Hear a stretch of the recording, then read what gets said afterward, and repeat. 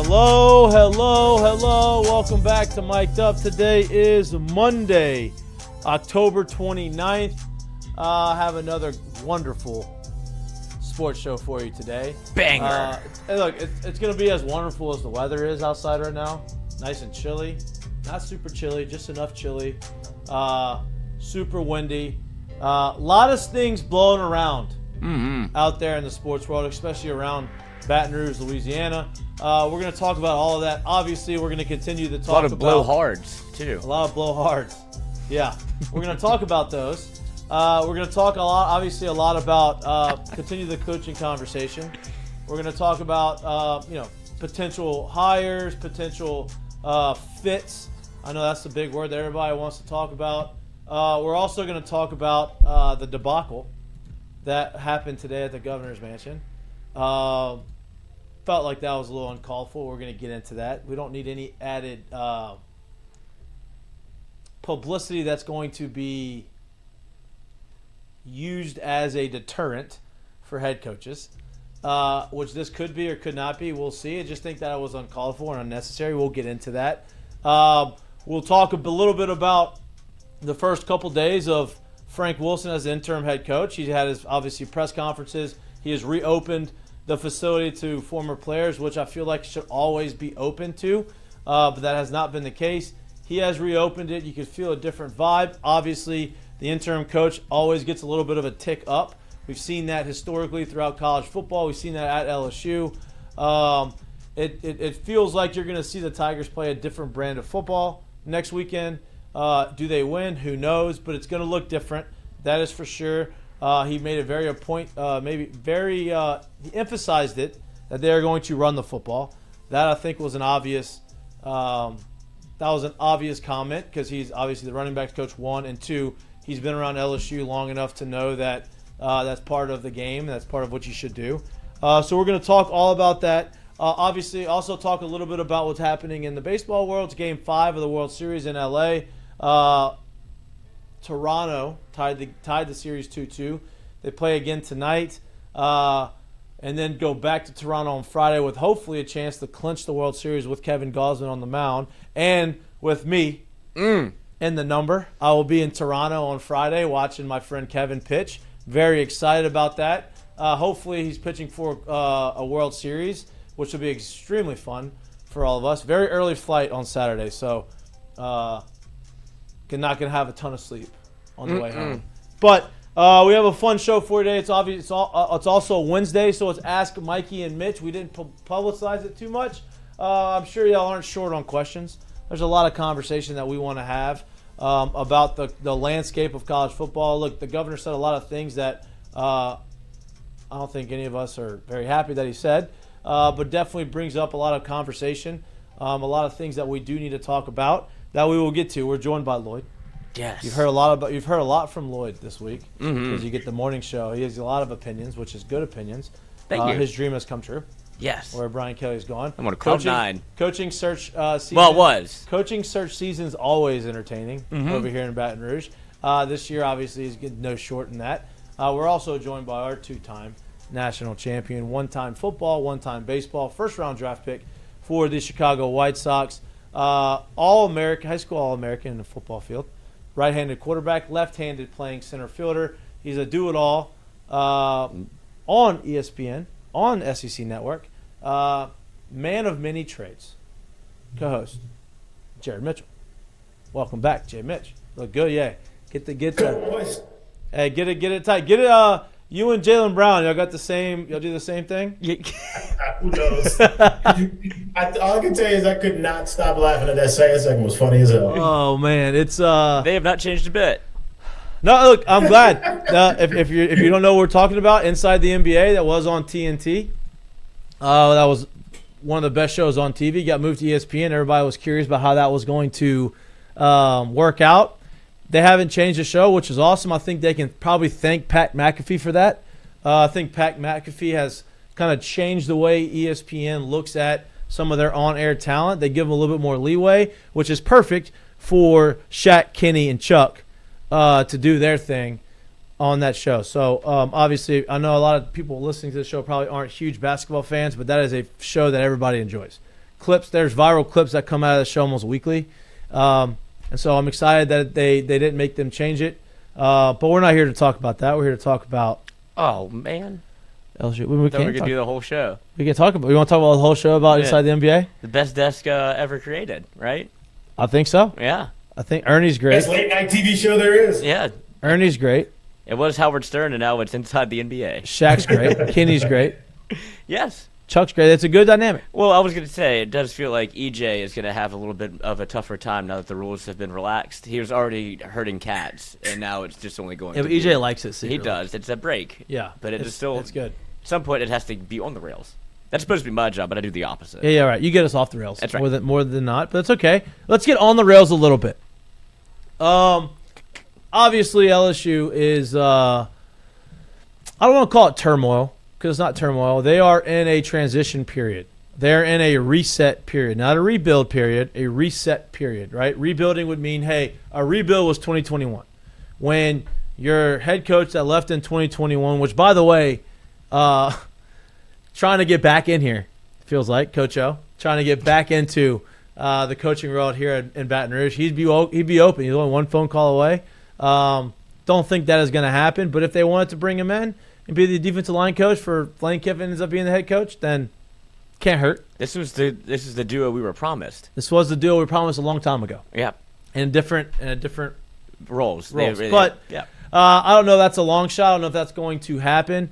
But LSU is in the midst of a reset. As far as culture goes, as far as head coach goes, finding somebody to be able to bring that LSU culture back to what everybody has grown accustomed to. And again, it's not a rebuild. If you look at it and you go look at what has transpired over the last 4 days after the firing of Brian Kelly, you haven't lost a single recruit. Now, I'm not saying you're not going to lose any. You may lose a couple, but you've had some high-profile recruits come out and say that they are holding strong with LSU. They trust what the process is going to be, and they didn't commit to the coach. They committed to the school, and they committed to Frank Wilson or Corey Raymond. Shows you how valuable those guys were. It also shows you how little Brian Kelly had to do on the recruiting front. Right? Brian Kelly didn't build the relationships with these players while he was recruiting them. Now, I know a lot of head coaches don't necessarily do that. They're not as involved in the day-to-day recruiting because they have a lot of other things that they're supposed to be doing, not flying to Naples for a vacation on a bye week after you just got embarrassed against Texas A&M. But a lot of these head coaches allow their guys to go out there and recruit. That's what they're hired for.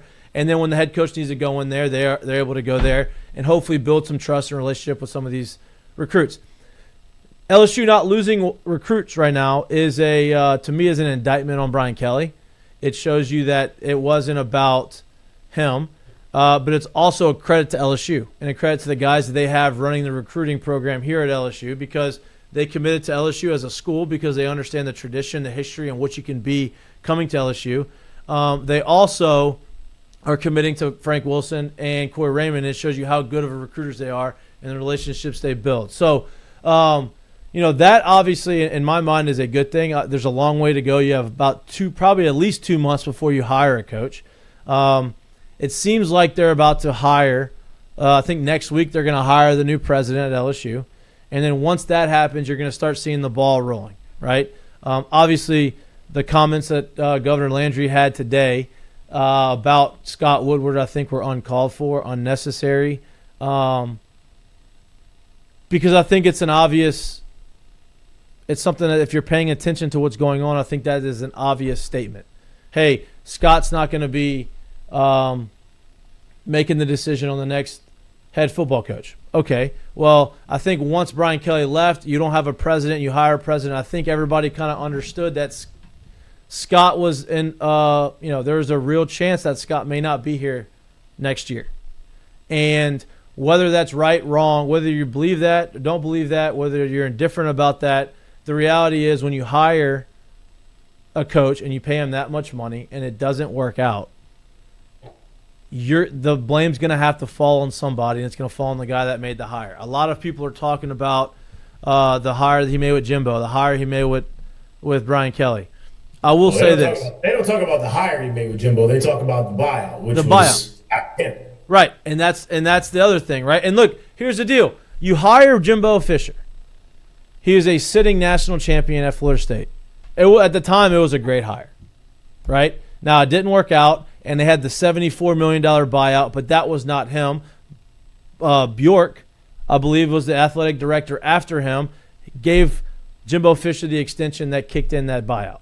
So I want to give Scott a little bit of a break on that because that's not his fault, right? And then the Brian Kelly hire. We can look at it now and say it was a terrible hire. It was the wrong move. It shouldn't have been happening. Look how much money he gave him. If you're going to go get a head coach with that much success from a big school, that is the price that you're going to have to pay, especially right now in the landscape of college football. That is the price you're going to have to pay to get him here, right?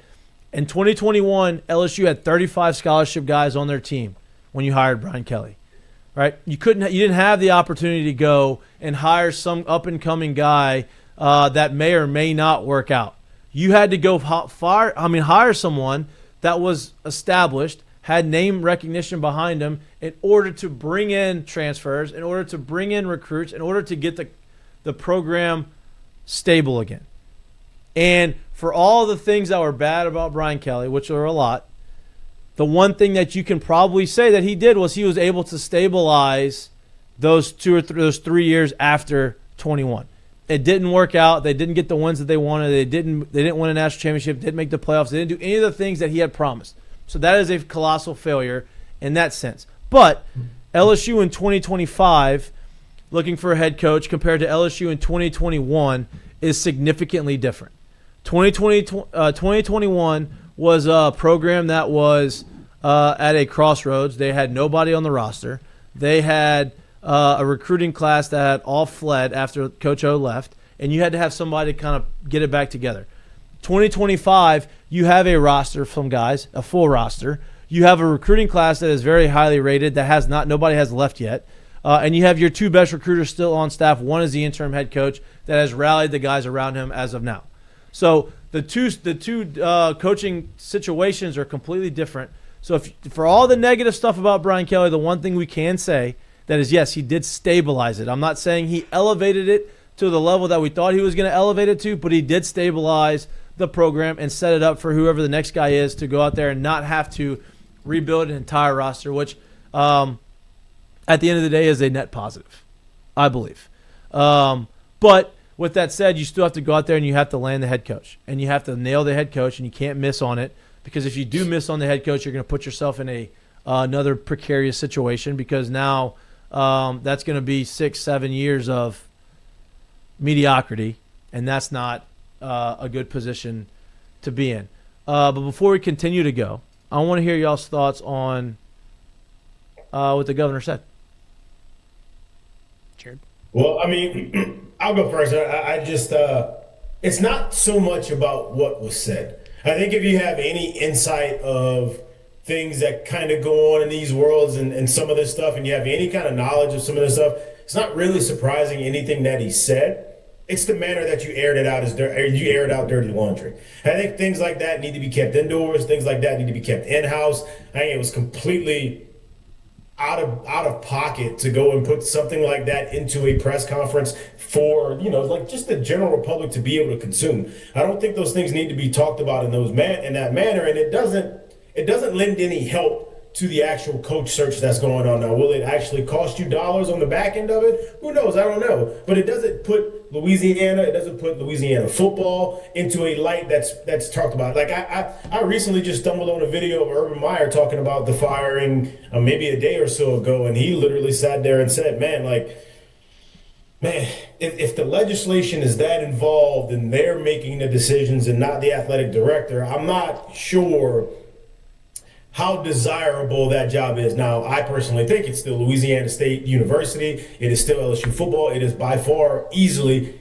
a top 10 program in the country. I still think it's a very, very, very desirable job. But if that ends up costing you whatever the dollar amount is on the back end, if you're able to use that in negotiation, which I would think any halfway decent ass agent would, well, then what did you really do by going out and doing this? I just don't think that was such a smart move to help the coaching search. And it just didn't seem like it was serving. Now, I'll say this about the whole Scott Woodward conversation and the Brian Kelly conversation. If I had a girlfriend and like the best time that I had with my girlfriend was awesome, and then also probably some of the worst times in my absolute life, especially recent history, was with that girlfriend as well. It's really hard for me to just go back to look at the best times unless they were the last times. What I mean by that is we give so much credit to O for 2019, and he deserves every bit of that. Let's stop forgetting that when he left, this program was in absolute disarray, and there was only 35 guys on the roster. So when you went out to find a coach, whether or not we agree that it was the right hire or not, one thing we don't know, and this is the one thing I would criticize Scott about, is if it happened this way. If you felt like you had to go so far and above whatever the market was to be able to pull Brian Kelly away from Notre Dame to get him here, if you felt like you had to do all of that to get him to an LSU because of what the current situation was at LSU, in my opinion, I'm not sure that that's the right man for the job. But what we don't know is what if there's 3 to 4 to 5 candidates, and 3 to 5 of those guys are giving you pretty much the same price that it'll take to get it done? What are you sitting in now? Right. So now you're sitting in with 3 or 4 guys that said, you're gonna have to give me more. I need more if you want me to take this job. And then now you end up choosing the guy that you thought was best because you're getting the same price at all. We don't know those things. And so with that being the case, I bring up the Coach O situation because we forget how bad it was and what it looked like when it was time to say, Coach, you got to go. And we sit here and we blame so much of what Scott did and who we brought in and all of that situation, which could be very right. When I think about the hire, I don't necessarily think it was a slam dunk right person, but it may have been the right person for the right time of the job. And for what had recently happened, maybe, possibly, just possibly, maybe it was a little bit much to be asking for him to give me championships right now. Maybe. I'm not saying that's a definite. You have a great team this year. Do I think this year should have happened like it happened? Hell no. I'm just saying maybe. So a lot of these things were going on.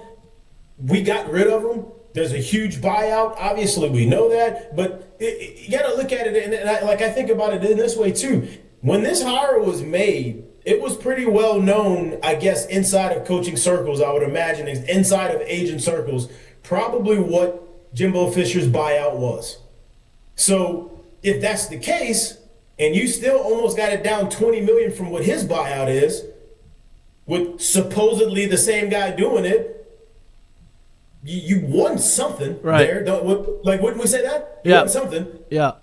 Well, so there's a lot of things that I think are talked about and that are brought up, and it's just kind of wild that this is where the climate of the conversation is. What I do know is I'm glad LSU got out ahead of it and made the decision now, because I do think that this is one of the best jobs, if not the absolute best job that's out there. And to be able to put it on the market, to not have to be the last to the party, to not have to be the one offering up the most, because the program's in a good spot, not where we want it, not national champion, but it's in a good spot. I love what can be happening or what can go down going ahead. Correct. And I guess another issue I had with what he said was, and you kind of touched on it, is this coaching decision, like I said, is not being made tomorrow. So you have a long time until you're making a decision. Why would you do anything to make the job less desirable? And maybe there's still a ton of candidates that want the job, but maybe what you did deterred the 2 top candidates. Maybe what you did deterred, a guy that maybe had LSU at the top of his list. I'd listen, and now why would I want to go mess with that, right? So you're so far away from that decision. Why would you do anything to bring the candidate list down? Why would you do anything for someone to say, I'm not really interested, or mentally check out of it because of the things you said? Now, I don't think ultimately it's going to be a big deciding factor on who they hire, because you're going to have some time for this thing to kind of settle down. You're going to have some time for other news cycles to kind of come through. Right? At the end of the day, LSU doesn't have a president. They have an interim president, but they don't have a president of the university. So the governor, based off of whatever is in the bylaws or however the laws, rules, whatever. The hierarchy. The hierarchy. He has to step in and make some of the decisions because it's the State University of Louisiana. And go ahead. Okay, I thought you were done. No, go ahead. No. I'm just saying, like, and so so he's going to be more involved right now than he needs to be, but he doesn't mean he has to say the things that he's saying, right? Like, you are so far from a decision. Why would you even let people think about this job for the next 2 months and be like, damn, okay, like, look, they're doing this without a coach. Maybe they play well for the next 4 games. Look what they're doing without the head coach. Like, they have the talent, they have the ability. Maybe somebody sees that and says, oh, that is extremely more intriguing now than it was 8 weeks ago. But by saying that, by coming out and saying all this stuff, now you're putting these other thoughts in these coaching candidates' head, and hopefully it doesn't deter them. But I imagine some of them are going to say, I don't want to mess with all that, and that's not good. The last little bit too that I'll poke in the conversation that the governor brought up is the part where he talked about the agents and the agent that's representing all these coaches. Listen, there's one little part that maybe you can sit here and say, hey, if that agent is representing all these players and all of that, as well as the coaches, maybe there's some sort of a conflict of interest. Maybe there's some sort of something you could figure out, or it may need to be done about that as a whole. But that said agent is doing nothing to coerce any of these coaches that makes them have to sign with him to be able to get them there. What he was able to do was completely legal, which was leverage the coaches that he has and uses that to get other guys to sign with him. And now he has a stranglehold on the market. There's nothing dirty about that. Right. Oh, for him to paint it in that picture as if like that agent was doing something so wrong because he has X amount of coaches that are making X amount of dollars is just kind of crazy. Yeah. No, it's and that's the other part of it, right? Like, if an agent sees that and a coach sees that, he's like, oh, we're not going to get – I'm going to be making less money per year. I know I got to get – they're going to make it incentive-based. Like, I don't want to deal with all that. I'm good where I'm at. I'm winning. You go at Dan Lanning, like, no, I'm good. I get all the support I want. We got brand-new facilities. I'm in the Big Ten, which is – look, they got a couple good teams, but top to bottom, like, not as difficult. Now, I know the Big Ten fans will probably argue that. But historically, and honestly, I'd even say this year, top to bottom, it's not as difficult as the SEC. And so why would I want to go there to the SEC when I have a pretty good opportunity here to go win a national championship and then have to go deal with all the external factors that come into play when you're the coach here? And so that's just something that unnecessary conversation. There is no reason to air your dirty laundry. Like, just because you think everybody might know about it because you live in Louisiana and apparently you think you went to LSU, but you obviously did not. So quit pretending like you did. Quit using my alma mater as yours because it's not yours. You have no real business doing anything about it. But the thing that I will say about it is what Brody Miller said best, because at the end of the day, all I care about is LSU football. Keep your politics out of my football, but he's using LSU as this puppet to be able to run on a platform of, hey, look what I did. He's capitalizing on a moment that he feels like he created because nobody else is going to say anything at the moment. Scott Woodward feels like he's a lame duck. He doesn't really feel the need to go out there and say, look, I'm the one that fired Brian Kelly. The governor is the one that wants to take credit for it, and while he sees for the one time in his career that he's actually being perceived in the public as somebody that did something right, he is trying to capitalize on it by using LSU again, whether it be to push your own public manifesto or then this is not an LSU press conference, it's not an LSU football press conference. This is a thing about government funding or Louisiana funding for SNAP cards. It's talking about how Louisiana is going to fund for people in the midst of government shutdown. You'll still be able to get your food. That's what it was about. And instead, he heel turns on it and says, "Oh, and by the way, don't you worry about Scott Woodward picking the next LSU head coach." Nobody was asking you about that. Right. He just took the moment because that's the political power he feels like he has in order to get reelected again. Like, I see his game, and that's what he's trying to do. But in the midst of all this, all he's doing is making it actively harder for LSU to hire a head coach. And I'll put Brady Miller's tweet up here because, as the governor said, I'd let Trump pick the next LSU football head coach before I let Scott Woodward pick him. Brody Miller, when you have a chance to make one of the best jobs in the country look like a situation nobody should go near, you just got to do it. And that's exactly what he did. He went out of his way to air what – look, Louisiana has always had this problem with politics and football, and it's always as if somebody on that side of the fence wants to crawl over to LSU and get themselves involved. And that's what's happened again, and he's capitalizing on a moment he had when he saw the public rejoice of Scott Woodward leaving. He thinks he did it. Correct. And at the end of the day, Brian Kelly leaving, at the end of the day, Brian Kelly did that to Brian Kelly. Yeah. And so, but he sees it the other way, and now he's trying to capitalize again and keep running this same story over and over again because he's a one-hit wonder. So he's going to keep playing the hit. No, and look, and here's the last thing I want to talk about this before we move to the actual LSU, like the football team and what they're doing this week. Scott Woodward's not a bad athletic director. No. You know, Scott Woodward's had a lot of success. I mean, he hired Chris Peterson at Washington. That was a great hire, right? The Jimbo did not work, but at the time it was a great hire. Brian Kelly did not work, but at the time everybody thought it was a great hire. Everybody, I mean, especially around the football, like people didn't, as far as fit and personality, like, yeah, a lot of people had questions about that, but as far as success on the field, they thought it was a great hire. And so, and Scott went to LSU. He's from Baton Rouge. Like, Scott Woodward wants LSU to be good. He's not sabotaging LSU. He's not doing things malicious. He's not incompetent. He's not doing things that are like, oh my God, you know, what is this guy doing? It didn't work out with the head coach, and it's an expensive mistake. And whether right, wrong, indifferent, that the person who makes the expensive mistake is going to have to.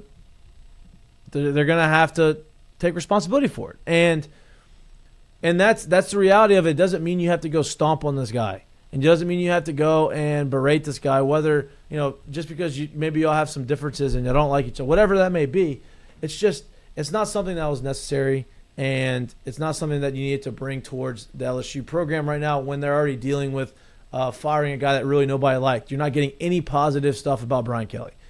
All negative stuff's coming out after he got fired.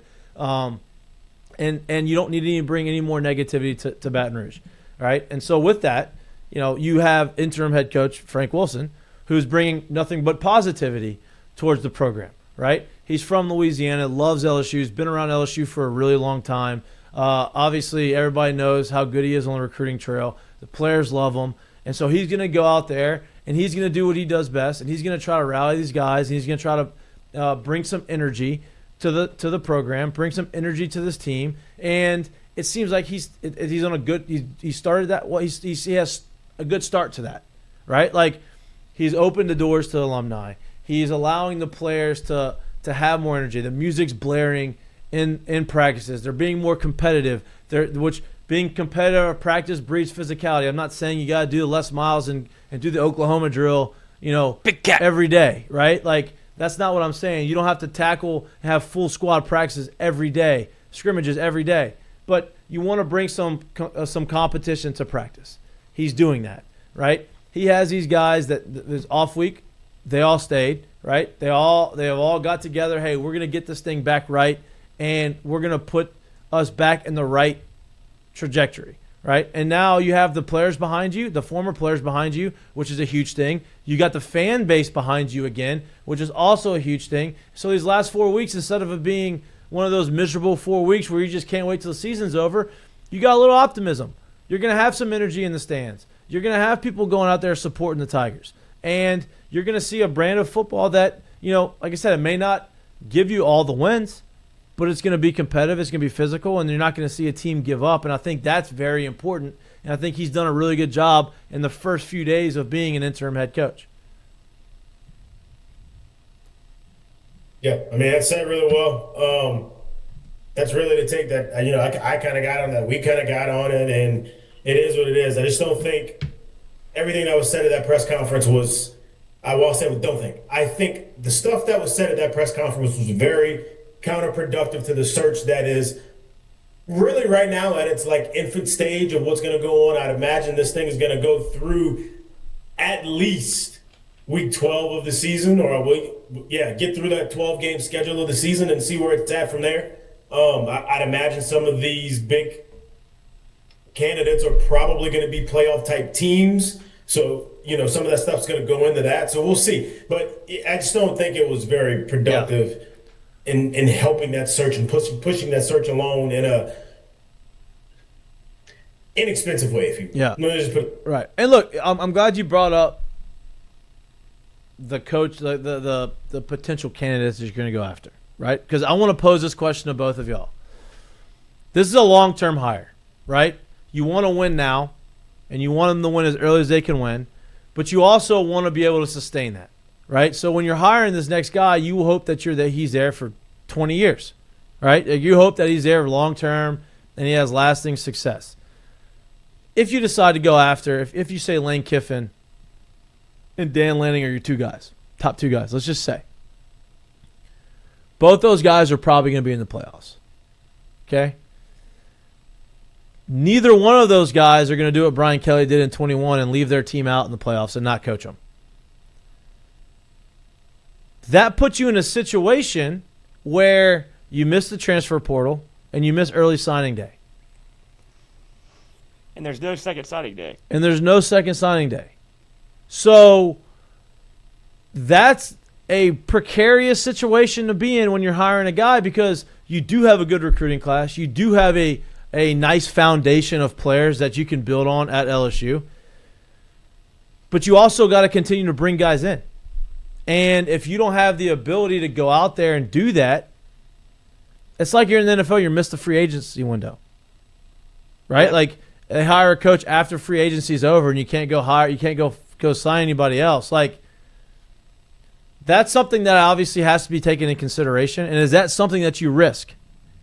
I think you have to. You can't let one cycle of the transfer portal dictate how you perform this search, because, like you said, it should be a long-term thing. I don't think LSU is exactly thrilled how the last two have gone in terms of, I mean, you'll take the national championship, obviously, best team of all time. But in terms of the years, sustainability. In terms of the years that you signed them for, and then having to cut bait and pay buyouts and all of those things that happened after you thought you picked your head coach, that you could, at some point you want to be able to have the sustainability of a coach that's been here for 10 years. But that is not. Huh? No, go ahead, finish. Oh, no. Oh, no, I was just going to say, like you want to be able to have somebody that is a at the forefront of your program, a fixture in your program, that you can say, okay, LSU is back to being a perennial title contender. That's everything that you thought we were going to get in Brian Kelly. Right. And that's why the hire at the time made sense, but obviously it did not work out. And you're still, like I said, I would not sacrifice one portal class for making a rush decision or bringing in somebody that you're not absolutely sure is the guy and being like, well, why'd you fire him now then? If you're not willing to wait for one of the big fish, you could have just ridden this thing out. Yeah, you could have ridden this out until the end of the year, and then possibly used him as bait or whatever to make it look like your program maybe had a chance at getting to a 9-3, 8-4. And they're like, okay, that's not good enough. But now if you're going to get out here and be this public about it and give yourself all of this time, you probably are going to have to wait for one of the bigger candidates, because now all you have is time. Right. I think so what's super key for them going forward here is, I think, being very competitive on the field for these remaining 4 ball games, no matter how it goes. I think it's really important for them. And the roster retention and the recruiting class retention. If you're these guys that are committed, these guys that are on your roster now, being able to get those guys to stay and not jump ship is what's going to help you most. Because like you said, if this thing takes you past that portal class, well, if the only thing we truly miss by not having the coach in place is just the portal class, no big deal, right? If you can keep the roster, or what you can keep of the roster, and keep what you can keep of this high school signing class, that puts you in the best spot to be able to move forward and go get the absolute right coach. And let's not act like they have to make a decision within that portal window. That's just the window to put your name into the portal. So you can have people that are still out there, and you can. Oh, let me just see what they hire, who they hire. Right. Let me hold off. You could have some, and that's where you have a Frank Wilson. That's why he's in the position he's in, is to be able to retain the talent that you have. And if you're a prospective coach that is interested in LSU, and you do put together a couple of wins, and from what I've heard from Frank, he's going to highlight this young talent because he wants them to stay. B, he wants to show other coaches that, look what else is on this roster. It ain't just Nussmeier and a class full of transfer portal kids that are all going to be gone, because you are losing probably 16 of the 22 guys that or on your starting 22 are all eligible to go to the draft. Yeah. And so you want to be able to retain the talent you have. If I'm somebody watching LSU with an eye on them going, I would like to coach there. Let's see what they have. You get to see Harlan Berry, Trey'Dez Green, DJ Pickett. Like, you get to see all of these, like the talent that you've stacked, and be able to go, man, I can do something with that. And then it becomes, hey, I hope like Frank will be able to keep them in retention. You haven't seen anybody drop off the team or be able to hit the portal really. It's only been you picked up a recruit. Right. And so if you can keep this thing intact the way that it is, and that's what Frank is doing, that's what you hired him to do. I don't think he has any interest in being the long-term head coach, because if you're Frank Wilson, I want to go back to the role I was just doing because I do it and I do it well, and I can stay at LSU forever. Well, it's a lot easier for him to be the steward of LSU, not being the head coach. Because if you get the same thing that's happening to Ed Orgeron right now, if it didn't end the way that, if he was never the head coach and he's still here, but because he was the head coach, it ended the way that it did, there's 0% chance he can come back to LSU because he just can't do it. But optically, it doesn't seem like that. As much as he wants to. And as much as probably people want him back. But it just, the optics of it don't make a ton of sense. So if Frank puts himself in that same boat, he won't be able to stay. Nobody gets fired as the head coach. It's like, oh, actually, I'm just going to step back down to, I mean, I would love to, if that's what it is, but I would be shocked to see that for the first time. If Frank does get the head coaching job, gets fired after 3 or 4 years, and it's like, actually, I'm just going to resume my role as associate head coach and recruiting coordinator. Let me ask you all this. Because that's what O should have done. He should have stepped down and been the defensive line coach. Yep. And everybody would have been fine with it. Yep. Let me ask you this. Yeah. Let's say Lane Kiffin and Dan Lanning don't swing move. and a miss. No, not swing. Let's just say they sign their extensions midseason, right? Let's just say, hey, look, we're good here. I ain't going anywhere. Who is the next guy that you want? And I was against this guy for a long time. I'm gonna say this after y'all talk. I said I was against him. It was just I don't think they're gonna hire him. Kurt Signetti? No, he's already just signed his extension. I know. I would just say the same. But like, deal. there's a guy. Look, I don't think they'll hire him. And I don't think they wouldn't get a lot of. Oh hell yeah, y'all got the right guy. But what he's done at where he's at, with the resources that he has, is pretty impressive. I'm going to wait till y'all tell me, but I'll bring him up after y'all. But who would be the next one that you think? I mean, what the hell kind of cliffhanger is that? Yeah, that's what I'm saying. Like, you want me to guess yours or tell me what I think? Look, like I said, I think as this thing plays out longer and longer and longer, I think he's going to be a lot bigger of candidate for some other schools. Oh, I know you're. Yeah. Eli Drinkwitz. Uh-huh. Like, I know he's a dork, but he gets the guys to play for him. The players love him. He's at Missouri that they don't put a ton of resources into what they're trying to do.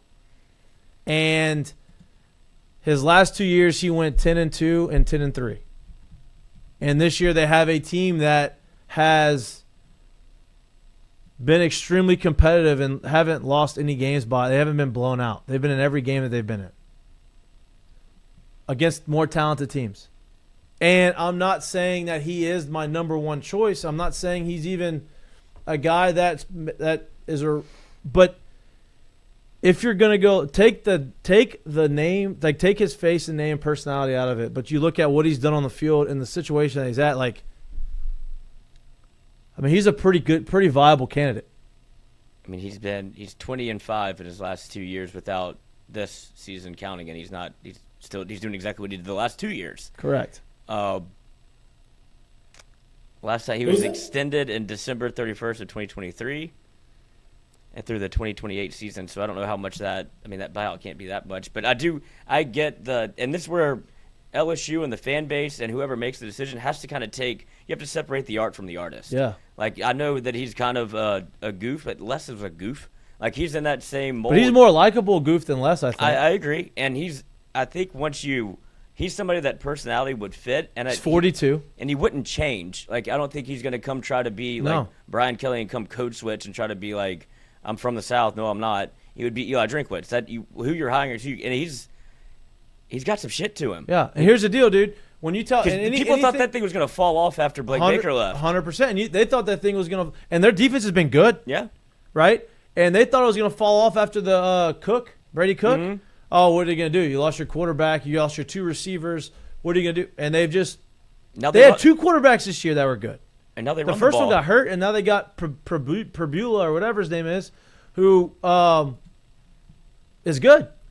And so, like, he's coach. Was that? I think of this. He hurt his ankle this past year. Yeah, oh yeah, he's out for the year. So if you're down 2 quarterbacks, and I'm not gonna sit here and say they got to go out and win, but I think he's probably one of the biggest. Like, he is. This is such a huge audition if his name is real in the search, and if his interest is real in LSU in terms of what they're able to do and how they're able to play over this next 4 to 5 games of the season. Just because if they're able to somehow hold it together, win some games, maybe even beat someone nobody expected them to beat them with I think it's a redshirt freshman quarterback, Gonzalez, that they have right now.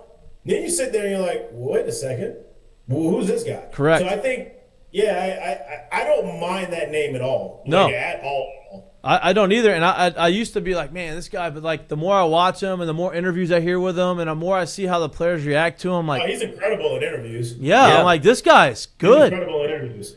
Right? He's young. He hasn't won anything yet. He's fiery. You know, like, he's coming from the SEC. He's played every big school in the SEC extremely tough. I mean, And don't be surprised if that's who Arkansas has circled. He's from Arkansas. or Florida. Yeah. You know what I mean? Like, He's definitely – that's the name that I don't think people are taking seriously. I think he's probably the biggest name outside of Lane Kiffin Kiffin that you and could Dan get. Lanning that you can get. He's probably more realistic than those 2 guys. You never know with Lane, but definitely the Dan Lanning conversation, I understand you have to pick up the phone, but just to say, He ain't leaving there, He's dude. not leaving there. And That's why the odds came out. And he's like plus 6,500 or something. yeah, I mean, you have better luck to get George W. Yeah. Like, it's not going to happen. Obviously, people say Saban, and it's silly, but you do. I guess you. The only reason I say you have to do this is because the pushback you would get if you didn't and something happened. If you're like, you never even called them, and Saban's like, I mean, shit, I was interested, never even gave me a look, and be like, oh, that would look terrible in your administration. So you do have to call. But but here's the deal: Saban. He's not going to do it. I know Saban that. retired because of the landscape where of it college is. football. Right, but when you really do look at it realistically, Drinkwitz makes a ton of sense. Correct.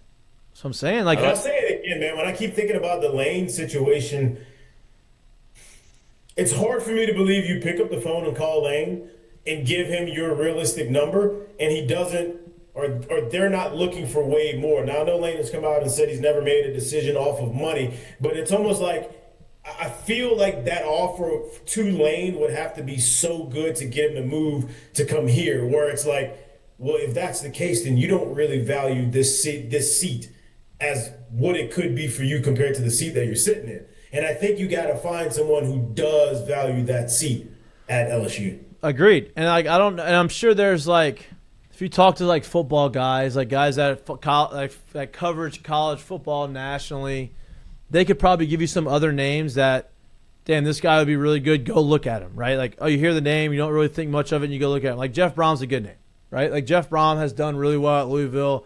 They've been good since he's gotten there, but that's his alma mater. Is he going to leave there? I don't know. But I would, like, Drinkowitz knows the landscape of SEC football. You know that he's been competitive in SEC football without the talent that some of these other guys. Now, he's got some talent, which is also a credit to him, to be able to go and bring the talent there for him to be able to win and compete in the SEC. You know, and look, he's a young guy that you're going to be able to go out there and build around. And he's going to go, and he's had good offenses. He's had good defenses. He's had a team that always seems like they are well prepared. They always play hard, and they respect him. And those are the things that you want the most. Yeah, and you also forget, too, in terms of not only roster retention, but staff retention, he obviously has very good rapport with Blake Baker. Exactly. Would you keep him? Would you be able to keep that staff or as much of that staff as you wanted in place, right? So that's less you got to buy, less you got to pay in buyouts, less you got to go try and find and hire. Like, would that be a case, too? Like, so that's, you got to think of that stuff as well. Correct. I mean, he's an interesting case. Absolutely. I'm talking myself into liking him more and more. Like that's why I brought it up, because like throughout the day I've reading Twitter and trying to figure it out. And like Lane sounds great, and I would love Lane. Like, I would absolutely love to have him here. But when you bring Lane in and you bring that name in and you give him that much money, it's a win now. It is the expectations of everybody on him here is like, oh, look what he did at Ole Miss. He's going to have to do that here. Hey, it took him some time to do that at Ole Miss. Like they got off some good starts and they fell off a cliff a couple years in a row. And then it's taken him some time to go out there and put 10-win seasons together. Now, I think he could do that quicker here at LSU, but the expectations and the pressure that you have on him may be unfair when you get him because of the name. You know what's funny, too, is like literally because of the name, if you got Lane Kiffin, everybody in Louisiana and the national media would say, it's got to happen in the first 1 to 2 years of them being a serious contender. Whereas I just get the feeling that if it was Drinkwitz, there may be a little bit more grace.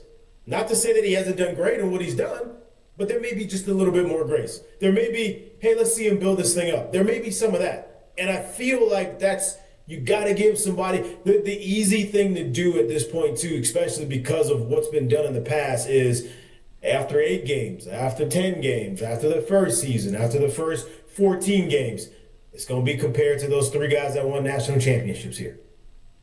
Right. That begins to build on any coach. And I think if it's Lane, that building begins even sooner than whatever that normal number would be. Yep. Agreed. What do you think about him? Drinkwitz? Oh, yeah. I think that it feels like it's somebody that people didn't take seriously just because of, like I said, you got to separate the art from the artist. It feels Come over. Yeah, all of it, the electric guitar of whenever people commit, like some of the things he does are very much, it's his way of doing it. It's a little bit cringy. It's a little bit out there, but he's getting results, and this year is not his. I mean, 6-2. Like that's fine for Missouri, but if he comes over and does the same thing at LSU, is that enough? Or do you keep relying on the old LSU thing where you go, yeah, but if you bring him here with all the resources Louisiana has and all the talent in the state, is that like a thing we're going to keep saying? But you say, okay, here's the deal. You say 6-2. Sure, he's 6-2. He lost on the road to Vanderbilt, right? Which happens. Happen to anybody. I mean, we did it, right? But he is with the second-string quarterback out. With your guy out, right? And then you lose a 3-point game. Wait, I'm pulling it to Alabama, right? At home, you played. I mean, you gave Alabama everything you wanted, and you've done that year after year. The last few years, you have given these teams a run for their money, right? He's found ways to win. He's not giving up a ton of points. His teams don't give up a ton of points. Like, he is. Nobody complains about the culture at Missouri. No, I mean you can't argue with what he's doing. I think he's certainly on the list. I would imagine Definitely. At this point, and it's a name that hasn't been thrown out there a lot. I don't know why. It's not one of the cases of you mentioned Braum. You mentioned like I don't think Brent Key leaves Georgia Tech. Right. That's what and do we want Brent Key? Here's what somebody brought to me yesterday. Brent Key sounds nice. I want to see Brent Key do without Haynes King. Right? Like, Haynes King's been there. He has a veteran quarterback. He has a gritty guy. You know you have a quarterback that's tough. He's going to be able to run the football, throw the football, do all these things. That's awesome. It's been great for the 2 years that he's been there. But what happens when Haynes King leaves? Is he gonna? You don't know. You haven't seen him long enough to know if he's able to sustain that. But you also saw, you could credit him with the development of Haynes King. You saw Haynes King at Texas A&M, and everybody's like, why does he throw it like that? Correct. It chased him out of town. And then Haynes King was a high school, he was a god in Texas. He won every high school state championship every year he started. He did, I don't think he lost a football game there. And then he comes into Texas A&M. He's a 5-star, number 1 quarterback in the state, number 1 quarterback, by some services in the country. And then Texas A&M chased him out of town. He has this resurrection at Georgia Tech, and I guess you could point to Key for that. But Brent Key falls in this very specific bucket that you continue to see around college football. Brent Key, where did he go to school? He played football at Georgia Tech. You look at Clark Lee at Vanderbilt. He played football at Vanderbilt. You can keep going down the list. Jeff Braum? He played quarterback at Louisville. Like, they're all at the places, they're all at their alma maters, and that's why I don't think it'll ever happen. But another person that Jared has brought up before, and I think is getting pushed by a lot of the former players, and you've seen it for, 9 weeks and at the NFL level. He's never coached as a head coach. But Kelvin Shepherd, it fits the new narrative of what's going on in college football of bring back somebody that fucking loves the university, that wants to coach for the same school they put the colors on for. Like, you don't have to question any of the other shit if you have somebody that cares about the university the way that you do. Right. And that's where it feels like college football is going. If you're a program like LSU, you have former guys that if they get into coaching, you should absolutely, like, give them a look. Yeah. Because you got plenty of opportunity, and the passion in what she played with, the passion of what old LSU, like, we all saw Brandon Taylor today. Like, that's old school LSU football, the way he was talking about it. Hey, if you can't make the playoffs, like, if I can't make the playoffs, neither can you. Neither can you. Like, that's how it used to be. Like, if I can't go, I'm going to spoil it. And I think Frank Wilson will bring some of that back for this year, but obviously he will not. I don't think he'll be seriously considered for the head coach. But Kelvin Shepherd has some of that in him. Yeah. I would imagine. Yeah. I agree. I don't think he'll be seriously considered. Ask Mikey and Mitch. I don't know if we have any questions. Yes, we do. Let's do it. I was looking up, because everybody talks about John Summerall. I think he'd be good too, right? I get it. You don't know if you're going to hire the Tulane guy. He replaced Willie Fritz, who was at Tulane for a really long time, had a lot of success at Tulane, went to Houston, he's actually having a lot of success at Houston. Mm-hmm. But he's 65. He's obviously not someone that you want to go bring in to LSU. I think that Houston is going to be his last stop. But Summerall took over that job and has not missed a beat. Arguably made him better since he's been there. So, but he hasn't done it in. Let's see. Now he did go up to Ole Miss and beat him. Didn't Summerall beat Ole Miss 2 years ago? No, maybe kept it close. Almost beat him. Something like that. They beat. Wasn't he the? Were you talking about Summerall or the previous coach? Summerall. Oh, I don't know. Yeah, the other coach beat USC in the bowl game. Yeah. Ask him. Ex-Soda. So, duh. After Frank Wilson's press conference, what would the odds be of him becoming the future head coach? And if he does, would he have the pull to get Shep to come be his DC as heir apparent to being the head coach? I don't think, like I said, I agree with you. I don't know how he's gonna get an interview. Every interim head coach gets an interview. Yeah, it doesn't fall off the right. I think he'll be a part of the program. I don't believe that he's going to be the next head coach. And if he did become the next head coach, I do not believe Kelvin Shepherd would come and be the DC. He's in the NFL doing really well in Detroit. He doesn't want to come back to college and be a college coach unless he's a head coach at LSU. I believe that. And Jared could talk more about that because that's Jared and them are teammates. Let me ask you this: What is Blake Baker making right now? Anybody know? I think like 2.5. Okay, so Kelvin Shepherd right now is sitting on a 1-year, $915 million $915,000 contract. $915 million. Wow, that would be great. $915,000 contract. It's a 1-year deal. So you know what that means. All of the helium that has been blown in him and how he has coached and what he has that squad looking like almost to pretty much the halfway point this year. If this continues, there's another contract. So he's going to be sitting there, or LSU would be sitting there trying to negotiate and trying to outbid the NFL on probably one of the top hottest assistants in the league right now. So if you're asking if he's going to come to LSU to be a DC, I think it's out of the conversation. Right, correct. I think the only way you get him at LSU is to be a head coach. All right? That's where I think you're at. Now, when you talk about if Frank Wilson can get the job, I'm not sure that that's going to happen. What I do think is going to happen and what I do think you should be doing is you have to at least see if that's a possibility. This is somewhat of an audition for him, or maybe even more than somewhat of an audition for him, and you have to see if that could possibly work for you. I think that should be part of the process right here. If you ask me today, if that's going to happen, if he's going to be a head coach, I say no. But I think that's part of where this thing is going to be. Yeah. And that's no indictment on who he is. This job is such a big job and it's such a desirable job that you would be doing, Frank, you would be doing Louisiana, you would be doing the university a disservice to not at least see what else is out there before you got to the signing day of it would be more realistic if the coach that we had before him was successful and retired. And you're like, hey, we don't want to change what we got going over here, and we're just going to promote from within, as opposed to someone who was not successful. You had to fire him, and then you have to go out there and go bring in another guy to kind of save what the mess that he had made.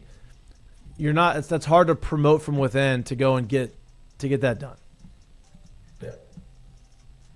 Ask him him. Fonz Ferrelli.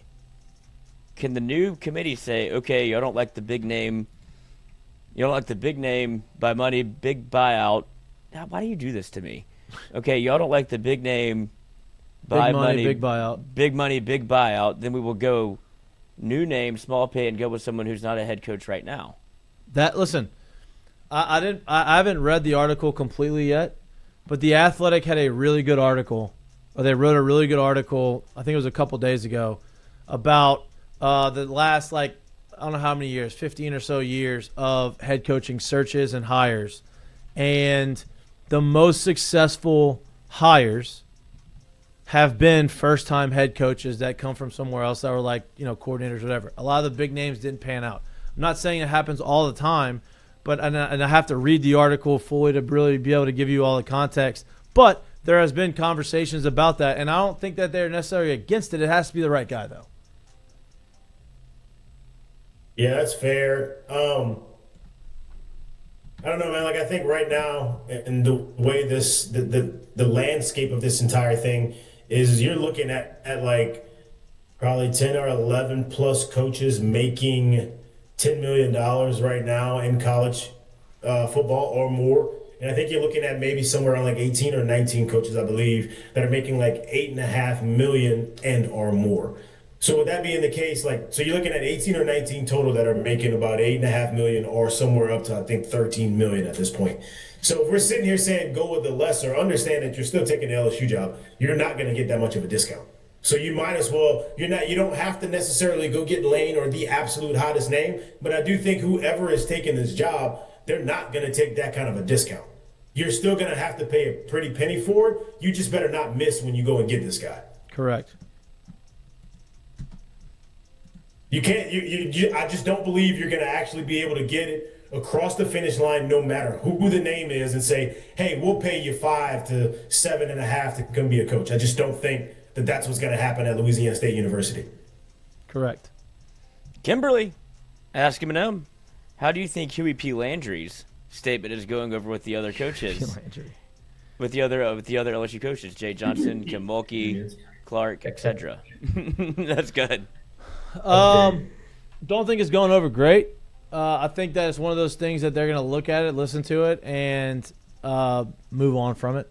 Honestly, I mean, it's not good optics wise, but at the end of the day, I think it's going to get subside. He's going to say that's going to be one of the things you look back on and say, man, this was crazy that he said that, but I don't think ultimately it's going to affect. Oh, it's just Louisiana being Louisiana. Yeah, I don't think it's ultimately going to affect too much. Yeah, it's not their problem to be had right now, so I'm not exactly sure they're all up in arms about it. It is what it is. It's something you probably just shrug your shoulders, maybe roll your eyes about, and you kind of move on.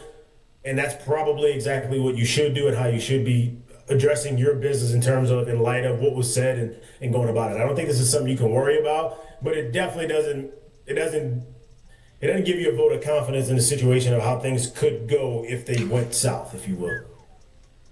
Yeah. Correct. P-Dub, how many years of mediocrity if you missed on the head coach?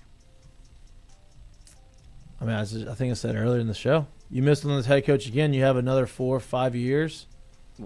4 years maybe max if he's not good at all. So it'd be 7. So that would be more than that. Yeah. Because it'd be 2020 was the first year of mediocrity. It's 2025. So you have him for 3 years. So 8 years. That'd be 8-9 years of mediocrity. You're back in the 90s. Oh. Yeah. You're scratching on 2030 before you can turn it around. I can just tell you that right now. If you miss on the next coach. Yeah. Here's a guy, and I meant to say couldn't remember his name. Here's the guy. I was trying to remember his name, and not again. Not somebody LSU probably is going to go after or hire. But Kurt Cignetti and DeBoer both came from small schools and kind of worked their way up and had success everywhere they went, right? Cignetti from James Madison. The new guy at James Madison has been great. Like, James Madison has been one of those top, group of 5 teams or whatever, one of the best ones out there. Guy's 48. They're saying that he's probably he could potentially go to Penn State because he's from Pennsylvania, that type of stuff. But like, some of the questions, those are the types of guys that if you go find, you're gonna have to hit on, and you get them from cheap. You take that money and you invest that money into your roster. I mean, it is a strategy. It's just, people aren't going to be on board with it early, but if they win, they'll be on board with it. Ask him. Kind of touched on this a little bit, but I will ask it because Fonz will fuss at me if not. If Frank wins out, how much weight does that add? How much weight does it add to him getting an actual offer? I don't think he gets the offer, and I love Frank, and I want to see Frank here forever. That's why I don't think he'll take it. Because I would be honest with you, man. I think him getting the actual offer has a lot more to do with the landscape of college football than it actually does with him. And what I mean by that is let's say he wins out, which would mean you have wins at Alabama, you have wins at home against Oklahoma. It would have to be in a situation where now you're sitting there looking at a 9-3 team, and they have a legitimate shot at getting into the playoffs, which you'd be the hottest team in the country. I'm sure right now, today, that those 2 wins, because Arkansas is the other team you're going to play, right? And then now there's another non-conference game you have. Those wins, 2 wins today, doesn't show me a team that says you have the inside track to the playoff spot.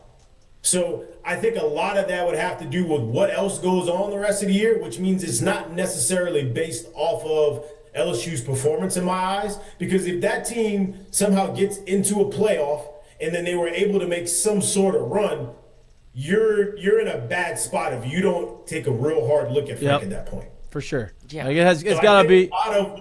So a lot of what Frank's getting hiring, to me, would have to do, obviously, there's nothing that they can do in terms of what goes on around the country in the other weeks. They just got to take care and try to go 4-0. That's what he has to try to do. But I still, at the end of the day, if he's able to do that, I don't think him getting hired has a lot to do with just those 4 games. It would have to be a miraculous season. Like, you'd have to go play great.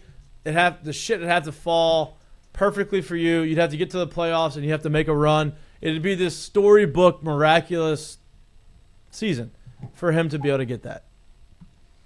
Edward. Right now, if we're looking at it, you got A&M, who's 8-0, 5-0 in the conference. You got Alabama, who's 7-1, 4-0 in the conference. If you beat Alabama, that's the only loss they have. They got one loss in the conference, 2 losses on the year. They're probably in. And then you got to probably go to the championship game. You got Georgia sitting there, who's in there. You got Ole Miss sitting in that. Like, there's 5 teams right now. If I just said A&M, Alabama, Georgia, Ole Miss, and Vanderbilt right now, that if they only lost 1 more game for the rest of the year, they're all still better than you. Yeah, well, because the 2 of them, let's see, Vandy is the closest one to you with 2 losses.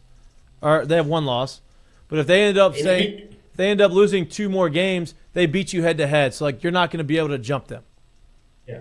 So like that, and that's why I look at it that way. So at that point, at the end of the year, if those 5 teams don't do something that we don't expect them to do right now, even if you win out, you're still sitting in a spot where it's like, well, what exactly did we get? Yeah. Because we're not asking you to come here and win regular season games. That's why Brian Kelly got shipped out. We're asking you to get to the playoffs and do something with it, and it's hard to give that to someone who does not have head coaching experience in this spot or in that kind of time, that doesn't have that kind of demand around him right now. Correct. Edo went, obviously he had more games, 6-2, got him the job when he was the interim at LSU. Yep. And I don't know if that counts the Citrus Bowl or not, but won the Citrus Bowl. Went on a very high note and became, and the reason I'm saying that is because the way the fan base reacted to it, and it became such a powder keg of this, you have to hire Ed Orgeron. And if Frank Wilson does something similar to that, the public perception, the public vote will very much be in Frank Wilson's camp. If he continues to speak the way that he did at the podium, if he continues to motivate this team, and you see a different version of LSU, it's like, that's the one I've been waiting on. Yeah. That's the way it's supposed to look. Oh, you unlock the talent. Right, Yeah. and you play hard and physical, and you like don't get punked around. And people are like, hey, shit, it might be him. He's right here because he checks like all the things that you're currently looking for in terms of bringing the passion back, bring the magic back, if you want to even use that. He brings all that. He does all of that, and he'll probably take a reduced salary if that's what it takes. Like, you won't have to pay him $10 million a year to come be the head coach at LSU. And But the only problem is that job gets hard. Whatever, he's going to have to wear both hats. well and you're gonna go and have to hire an offensive coordinator, the best hire the best. We saw that. What happens with those guys? If you hire the best guy and they are the best guy, they aren't going to be here for long.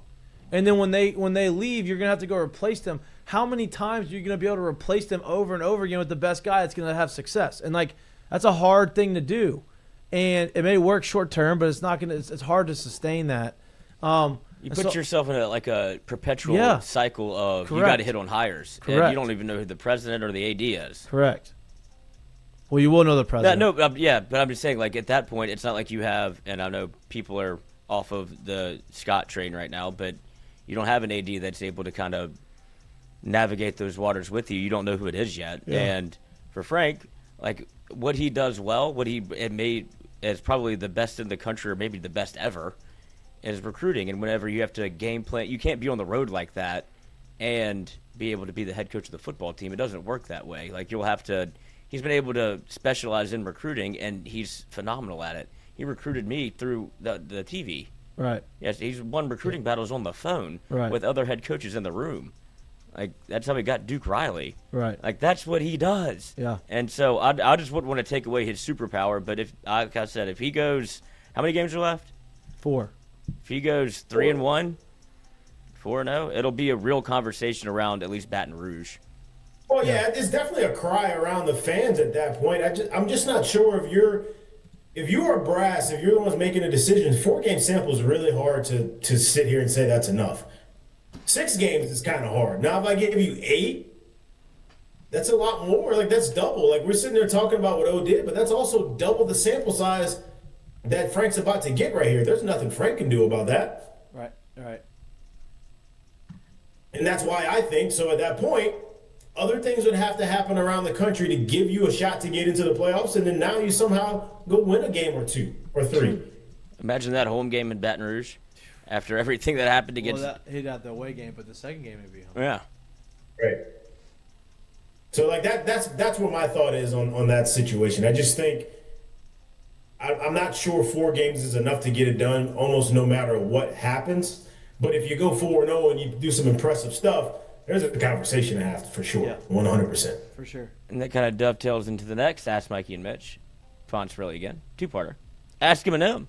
With NIL, could LSU go new named head coach but high motivator for cheaper pay and use the other money to fill the roster and compete next year? Well, that's part of the. That's what I'm saying. Yeah, I mean that's because it feels like everybody else, like the predominant theory is LSU's going to go get a big fish, and you're going to have to pay to do that. Yeah, I mean. So you're saying go the opposite? Yeah, you could. I mean, you don't necessarily have to go get, say Frank. There's other people you could go get that you don't have to pay $12 million to. Wow, first pitch of the game, homer. Oh my God. First pitch of the game, home run. Toronto. Holy shit. Oh, off the Pita Man. What a start. Wow. I just happened to look. Wow. But there's other guys you can go get that you could pay $6 million a year to instead of 12, right? Take that money, invest it in the roster. Don't you think you could get that price down to $6 million a year? I don't know. No, it depends on who you hire, though. That's what I'm saying. Like you can, I think if you go get a guy, that's my question is not. Do you think no matter who, not no matter who, maybe not 6. Do you think that there is someone that would take LSU job for $6 million a year? Maybe not 6. I think you could get somebody to take the job for maybe 8 a year, depending on like if it comes from like a smaller school. Like if you get some raw or you get someone like that, and you're not negotiating necessarily with somebody else. Back-to-back home runs to start the game. Oh, my God. 2 pitches, 2 homers. Blake Snell. Holy shit. Sorry, I didn't mean to cut that off, but like, what a wild start. Yeah, I mean, I think you could. I do. I think you could get. I mean, Brian Kelly was making 10, right? 10 a year. 10-1. So yeah, I think you could. I think you could go get somebody for between 6 and 8. Mario Cristobal makes 8. Matt Rule 8.5. Yeah. Mark Stoops makes 9. Eli Drinkwitz makes 6 9. and 8. That's what I just. That's what I brought up earlier. Because I said 8, 8.5. There's like 18 coaches in the country, 18, 19 coaches in the country making 18 or 19. I mean, making 8 to 8.5 or more. 6 at LSU, and you're trying to tell me that this is a top job in the country, and you want to pay me 6? I don't think you're getting anybody for that price. I mean, I don't think you can go below 8, maybe 8.5. Yeah, maybe. Yeah. I mean, Kyle Whittingham gets paid 6. Mike Elko makes 7. Yeah, right. Elko, that's what I'm saying. Coaches where? Utah. I know. Yeah. No, but Elko makes 7. Not for long. Not for long. That's going to get changed this year. Well, But because they just paid $75 million. well, I understand, but they agreed. He agreed to leave Duke to go there. To Yeah. So same I mean, situation. yeah. And how many national championships does A&M have? No, I get that. I get it. I get it. I'm just saying, like program-wise. I'm just being honest. Like program-wise, right now, Texas A&M is not LSU. No, I get it. Look, I agree. I'm just if you're gonna go get a smaller name guy, you potentially could. But yeah, I mean that's maybe unrealistic. But yeah, you're not gonna have to pay him 10. Dan Mullen makes 3.5. Yeah, I ain't getting Dan. You just don't want, you want Dan. Yeah. I don't want Dan Mullen at LSU. But that's we got to change our mindset. Yep. You got another one? Is that it? No, got some more. All right. Sabrion Green, ask him, can y'all start doing call-ins? We need to do that. We talked about doing that. I've got the dongle. I've got the number. We need to do that. We're gonna start doing call-ins. We need to do text-ins too. I think a lot of people would actually send in a text that doesn't put their name or their. That's what the chat's for. That's what the chat's for. Chat's good for the algorithm. Yeah, I like that. I think people would do it on the text too because there's actually a name associated with the text. I mean, with the chat. We need to start doing call-ins. We can do call-in. Yeah, That'll be Ask Eminem. Ask Eminem. You can either call in or text in. That's it. Or chat in. That's it. It works well the way it's going. But Yep. yeah, all calls are always welcome. It's funny how those go. And people call in. You're opening yourself up to anything can happen. Right. Or you do call-ins on Monday after the weekend. Yeah, that's what we do. Do Monday morning. Yeah. Good time. All right. Like I said, I can't filter those. Whatever comes out of their Which mouth I love will go into the ether. I love that. Yes. Fonz Ferrelli, ask him how amazing of a dream would it be to get Saban as AD, Kiffin as head coach, offensive line coach Sam Pittman, and keep the rest of the staff. That'd be great. I mean, let's do it. Yeah, that's not gonna happen. That's the same thing that Let's wake up tomorrow and see if they're actually here. Let's just get up. We just had to go shake Fonz and wake him up. Yeah, Santa Claus is real too. Yeah. I like Fonz. Fonz is dreaming over there. I like what he's doing. I like it. It's optimistic. It's the same people that do go get Tyrann Mathieu to be the safeties coach, go get Leonard Fournette to be the running backs coach, hire Kelvin Shepard to be your linebackers coach, and Nick Saban to be the head coach. It's like that's good old LSU people, which I would love, but it's not. I don't think it's gonna happen. No, this isn't Fantasyland. No. It's not NCAA, which I think I might fire up the dynasty again. There you go. Restart it. Jay Johnson, you had a hell of a run, 2 national championships. We're working our way towards the 3rd. There you go. But it may be time to start the Frank era. Go do and it. just motor through and catch up to. I got a bye week to catch Alabama. Wow, look at the Rogers Center. That's in Toronto. I love them. I love that. The Rogers Center is sold out. Watching the game. Full of Texas A&M fans. They go anywhere a crowd is. Ask him. Why do we have to do such long deals up front with coaches? Why can't it be start with a 5-year and have X amount of titles, wins, and then we can extend for longer? This is what Mikie was talking about before the show. Yeah, There's but one glaring you have problem. one thing. You have the agents. Mm-hmm. Yeah. Or in this case, in most likely LSU's case, the agent. Agent. I gotta talk to my agent. Mm-hmm. Yeah, that's a great case. I completely understand what you're saying. There's also a thing called the free market, and when one agent just so happens to have so many of these top coaches, he's been able to really use one contract to leverage the next contract, to leverage the next contract, to the next thing you know, there's coaches out there with 8 to 9 to 10 year deals. Right. And looking at a place like LSU, what it is, the visibility of it, what it's been in the past, people want that long deal. Yeah, no doubt. And look, Peter Burns had he had an interesting tweet, right, early in the week. Early in the day about, sign a 5-year deal. It's a $10 million signing bonus first year, $1 million base salary, but you get $500,000 per win. You get $5 million if you get to the playoff. Another $5 you win for a game you win. So if you go all the way and you win the national championship, that's a $20 million year for you, right? And so, look, in theory, that sounds great, but just you're not going to get an agent. You're not going to get the agent to agree to that. Yeah, no. That's like saying everybody in. And then you're competing against other teams, and you're just not. You open yourself up for. That's why they do the deal, so you don't get poached. Yeah. Or somebody that'll go, oh, they're doing what? I'll just give incentive based. Here's a guaranteed contract. Yeah. Especially if you're dealing with one Jimmy Sexton, right? Like at that point, everything else that he's done through the rest of his life and all these other guys, that's cooked. They're all going to try to go, well, we need to go create that model. So that one agent, you for sure, it's almost impossible that you could get him to say yeah or get the coach to do that. Because I would imagine as the agent, he would fight so hard against that. And if you're LSU coming in, that can't be your only offer on the table. Right. Couple more.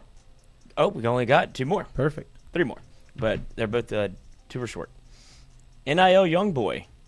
Nice. Ask Eminem. Please explain to me how throwing the bag at another guy like Kiffin or Lanning is any different than the Kelly hire. These big names with 0 championships don't perk my pecker up. Well. How is it any different? Look, there's a chance that's not any different, but I think the difference is supposed to do on paper. I think the difference is the personality. Yeah. I think that they have shown that they are definitely a little bit more connected to their teams than Brian Kelly, and I think that's important. It's incredible how you just got absolutely swindled. Jared? Yeah, I'm trying to check this out really quick because I do want to know the number of this. So I think something like this is important. So give me 1 second because I know it on one side of it, but let me just check the other one. Because I hear what you're saying, and I've kind of expressed my reserves in terms of like how I feel about going to get a Lane Kiffin and would he truly be that willing to do? Because I've said, I guess the way I've explained it is made men. I'm not exactly sure I love all of that, right? But when I look at it right now, if you take a Brian Kelly and his coaching career, he's got 22 years and 276 wins. That's over 100 more and almost 10 years more than Lane. So Lane has a ton more of, I guess, tread left on the tires, which means that there's that many less wins, that many less playoff wins, that many less bowl game wins, that many less national championship opportunities. So with that being said, I would only imagine if you're going to go Lane, there's probably that much more desire to get it done. How long? I'm not sure. And that would be my biggest probably holdback is even if, let's say he came here and did it in 1 to 2 years, is it done? Is the drive gone? Does he want to make this a long-term thing? Like, where does it go from there? I don't know. But like that's when I look at those big name coaches, that's the thought. So when you're looking at Lane compared to a Brian Kelly, I think the youth of it, when you're looking at Lane compared to, when you're looking at Brian Kelly compared to, what's his name, Dan Lanning, I think the youth part of it and what they still have left and their ability and want to understand that, hey, I'm going to be coaching for another X amount of years. I am going to have to adapt with this landscape. I think what drove Saban out of the game is he was like, I'm good. I'm no longer adapting because what I got in for is not this. Right. I'm not sure Kelly was truly willing to adapt to what today's landscape is. There you go. Right. Shifting gears. Trey Boudreaux. Ask Eminem Shaw. I know it isn't baseball season just yet, but what kind of expectations do you have for Schmidt this year? That being one Bill Schmidt. Based off everything we've heard so far, he looks electric. I think he touched 99 the other day. He developed a cutter, which is important. Jay came on the show last week and talked about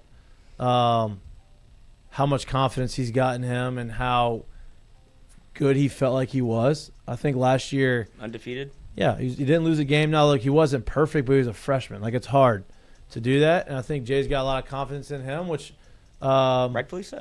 yep, and which means I think that when the player knows the coach has got confidence in you, and you go out there and you have the stuff, I think you can expect him to be in the rotation to start the season. I'd like to see him get one dominant start under his belt Yeah, and SEC play, just to get rolling. I would say this. Now, the person I'm going to mention, what we saw probably the last month of the year or whatever you want to call it, took on an absolute life of itself, and it took off to a completely different level of how he did things, and he was really good the entire year before.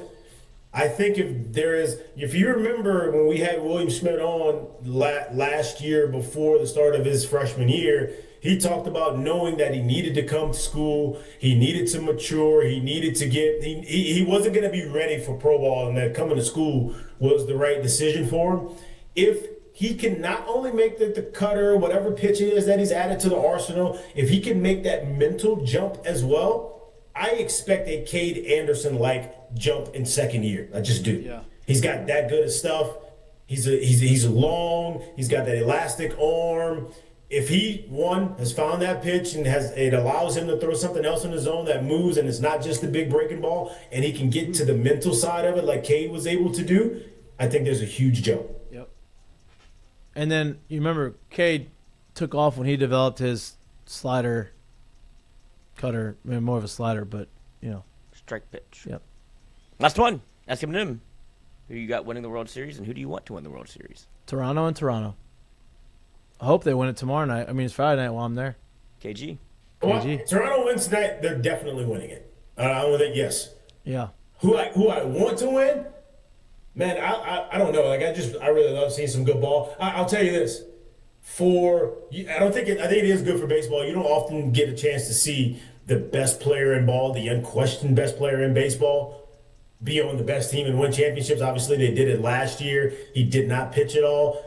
Him getting to do it on both sides and they win it again would be something special. But man, the way Toronto has fought and what they've done through this entire postseason to get where they are right now, and even the young kid, Savage, being a guy that's on the mound tonight that also pitched for Cliff Godwin, who also coached at LSU. Like the story and what they've done and how they're doing what they're doing is pretty damn cool to see. And obviously, we know Kevin Gosman as well, so it doesn't hurt to have one of the hometown boys getting one as well. This guy pitched and started an A-ball this year. And their catcher was he pulled the major league. He was in Tijuana. Well, they signed him from the Dominican. Yeah. Yeah. Yeah, for not a lot of money. Yeah. Yeah, it's a cool story. I think they're a complete baseball team. They are a relentless lineup. They pitch the shit out of it. Play great defense. So, yeah, I want Toronto to win. Is that it? That's it. Appreciate all of the questions for Ask Mikey and Mitch. Yes. We always love whenever y'all add y'all 2 cents into this Absolutely. show. If it weren't for the people, who would we do it for? That's correct. All right. That's all we got for you today. We're going to get to the seggies. You got a mistake of the day? I do. I don't know if people are interested in this or not, but I have been checking into the Internet Invitational and all-time bad teammate move. They did a Ryder Cup style draft. They is Barstool. Barstool and Bob Does Sports. They combined and invited all of these people that play golf on their net. We should have gotten on that boat because who doesn't like to play golf and then get paid for it? And it's electric content, and it seems to be pretty fun to travel all over the world, play golf. Chris Phillips is on the teetering on the edge of this, but one Luke Kwan was picked, like I said, 3rd overall. They're playing Ryder Cup style. First match was Who was the first pick?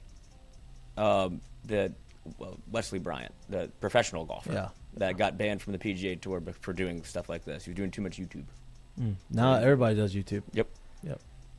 So he was the first one, and then he was like, "Why did I get in trouble?" I see Jason Day, and who's the other one? DeChambeau. Well, and then who's Woo? No, the YouTube guy. They're everywhere. That's what I'm saying. But so he fell on the sword for everyone. He was the first pick. His brother was the second overall pick, and the third pick was Luke Quan. First day of the match, 9:30 tee time. Misses it. So his partner, PFT, who was the second to last pick, had to play 4 holes in a 9-hole match by himself, as Damn. Dave Portnoy was the rules commissioner who knows nothing about golf, but laid down the hammer and said no. He showed up on the first tee, or showed up in the first fairway, and he's like, you can't play for 4 holes. Like, no, this is absolutely insane. I should send you home. And so it inadvertently caused quite the fracas, as whenever he came in for lunch, got a standing ovation from everyone. It's like, oh, he's not sleeping, and he did not take it well, and he's continuing to not take it well. They had to go knock on his door for the 9:30 tee time. He was in his bed naked. And he said, I was sleeping with my AirPods, and he was beaten off and forgot to set his alarm. Wow. Yeah. Tough. Wow. I am one that is, I'm never late for a tee time, but I will get close. You show up on the tee box. Yes. Ready to go. Yep. And then you get mad why your first 3 holes aren't good. I don't get mad. Oh, you did? You started to. No. I was like, I don't know why I'm not hitting the ball. Well, because you haven't swung. I didn't say anything like that. I was like, actually, what I said was, give me about 3 holes. Watch, your boy's going to find it. And what happened? You did. Yep. You did. That's a mistake. I just needed some, needed to go forage. There you go. It worked. There you go. Yep. A couple of hot Red Bull vodkas. Yeah. Yeah. Curtain call. Like, what you got? Do you have one? I don't think so. Okay, no curtain call. Jay, you got a curtain call? Oh, it's my curtain call is you. We gotta get some hot ass content from this trip you about to take. Are you? I'll take some videos. That was my curtain call. You were bush as hell. That was my curtain call. I've been to World Series games before, but I've never been to a World Series game where I have a rooting interest in the guy on the mound, which is going to be Kevin Gausman. You've never been one out of the country either, so that's never been one out of the country. One of my really good friends. Very excited for him. Very excited to get to watch it. Very fortunate that I'm able to make it there. Very, very fortunate that my wife is all for that, right? On Halloween night. Makes you wonder. Listen, next year, probably wouldn't be able to do this. No. Kid almost 1 at that point. You don't think you'll be able to do this? I think Halloween will be important for me to be at. What are you going to be? You bust out the Power Ranger outfit? We got to figure it out. We got time. We got a little time to figure out for next Halloween. But I am very excited to be there. With that said, there will be no show on Friday. Clearly. I'll be Take the show to Toronto. I'll be in Toronto. But that'll be my curtain call. The fact that I get to go experience something that's going to be really awesome, and hopefully get to experience a World Series win in person. And it'll be a historic win because, was it 90? What year was it? Last time? 93, 92, 93. I think it was 93. Toronto. That was what is it, Carter? Yep. Joe Carter.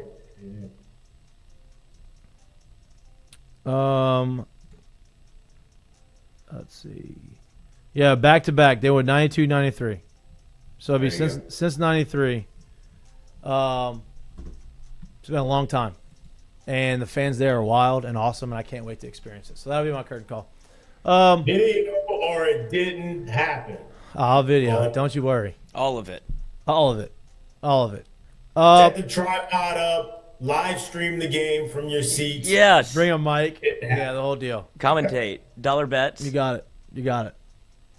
Well, I'll be with some people who like to gamble, so maybe. That's true. Grab the cotton candy from the cotton candy man. Oh, the popcorn. Popcorn in the Rogers Center is fire. So, dude, the PMAC used to have the best corn. I know. Rogers got it. The Rogers Center's got it. You got good chicken fingers too? You're going to find out. I'm going to find out, though. That's for damn sure. The Canadian clucker. All right. That's all we got. That's all we got for you on this beautiful Wednesday night. Enjoy Game 5 of the World Series. Root for the Blue Jays. Give them all the positive vibes you can possibly do. We love the support. We appreciate you tuning in. Please like and subscribe to our YouTube channel. If you can't watch us, but you like listening to us, or anywhere you get your pods, we will be back live in studio on Monday. From 6 to 8-ish, talking all things, recapping all things weekend. Probably talking more about whatever happened with the LSU saga. Yeah, saga. But we'll be here. We love y'all. We appreciate y'all. Enjoy your night. Peace. Give it to him. Give it to him. Oh. Yeah. I was about to say, it doesn't do it on the small screen. We're hot. Yes, we're on a heater. We're on a heater. Good shows, good shows, good shows. All good vibes. All right. Goodbye, boys. Let's go watch some ball.